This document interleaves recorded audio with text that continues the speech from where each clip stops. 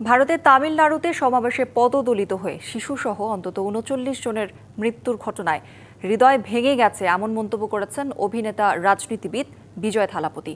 এদিকে পুলিশ জানিয়েছে ৭ ঘণ্টা দেরিতে থালাপতি সমাবেশে যোগ দেওয়ায় জনসমুদ্র নিয়ন্ত্রণ করা কঠিন হয়ে পড়ে।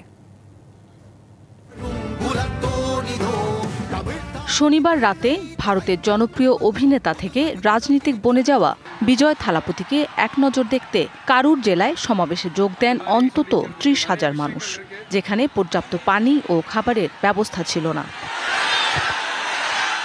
এনডিটিভি বলছে, পুলিশের ব্যারিকেড ভেঙে বহু মানুষ একসঙ্গে সামনের দিকে এগিয়ে যাওয়ার সময় কয়েকজন অচেতন হয়ে পড়েন।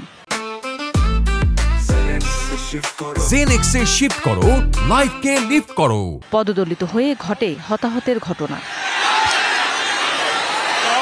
অভিযোগ উঠেছে, সমাবেশে একে একে যখন অনেকে অচেতন হতে শুরু করেন, তখনও বক্তৃতা চালিয়ে গেছেন বিজয়। এমনকি সমাবেশ স্থলে অ্যাম্বুলেন্সও প্রবেশ করতে পারেনি। সমাবেশ শেষে থালাপতি ত্রিচি বিমানবন্দর থেকে ব্যক্তিগত বিমানে চেন্নাই চলে যান। সমাবেশে হতাহতের ঘটনায় গভীর শোক জানিয়ে সামাজিক মাধ্যম এক্সে বিজয় জানান, তার হৃদয় ভেঙে গেছে। থালাপতির এ কর্মসূচি পূর্ব নির্ধারিত ছিল জানিয়ে পুলিশ বলছে, বিজয় প্রায় ৭ ঘণ্টা দেরিতে সমাবেশ স্থলে আসেন। ততক্ষণে ভিড় সামাল দেয়া কঠিন হয়ে পড়ে।